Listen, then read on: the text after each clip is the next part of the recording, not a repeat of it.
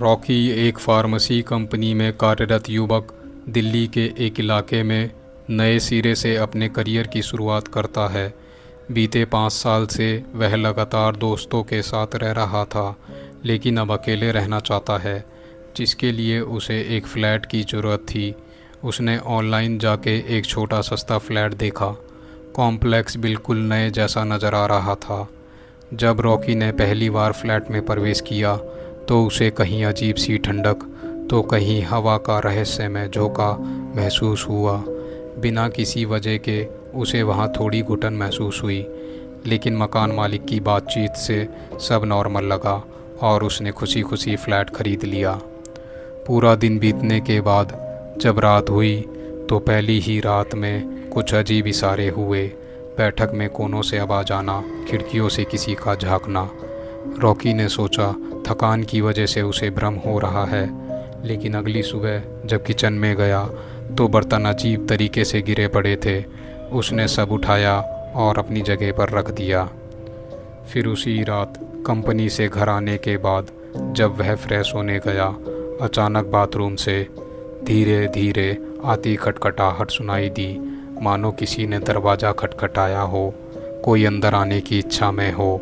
Rocky ने डरते हुए दरवाज़ा खोला, लेकिन बाहर कोई नहीं था। वह डर गया, पर फिर भी उसने खुद को समझाया यह सब उसका मानसिक भ्रम है। कुछ दिनों के बाद फ्लैट में एक छाया जैसा कुछ दिखा, जैसे किसी की परछाई हो। फिर किचन में अजीब सी गंध आने लगी, मीठी घुटन भरी। यह सब लगभग महीने भर चलता रहा। फिर एक रात बिस्तर पर रॉकी लेटा तो सिरहाने पर एक नाजुक ठंडा हाथ महसूस हुआ। डर से उसकी धड़कन तेज हुई। तभी दरवाजे पे खट खट दस्तक हुई, जैसे कोई दरवाज़ा खोलने की कोशिश कर रहा हो। दरवाज़ा अंदर से बंद था। अचानक आवाज़ आई, मुझे जाने दो। रॉकी ने डरते हुए दरवाज़ा खोला, लेकिन कोई नहीं था। इन वाक्यों से रॉकी काफ़ी डर गया। उसने अगले दिन आसपास के किराएदारों और मकान मालिक से फ़्लैट का इतिहास जानने की कोशिश की।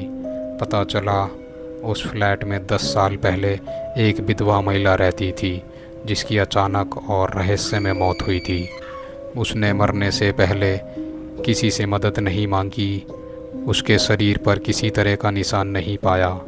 कुछ लोगों ने सुना था उसकी आत्मा अभी भी भटकती है।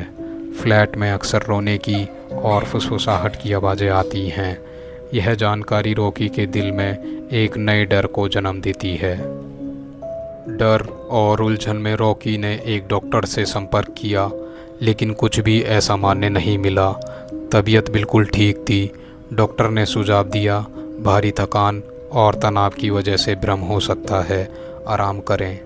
घर लौटने के बाद रॉकी ने फ्लैट में आधुनिक कैमरा सेट किया ताकि वो सब कैमरे में कैद हो सके, लेकिन अचानक कैमरा रात में बंद हो गया।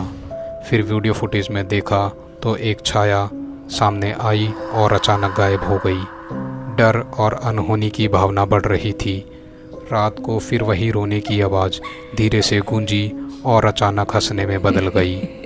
बिस्तर पर जब उसने ध्यान से देखा तो सिरहाने पर एक सड़ा हुआ हाथ था।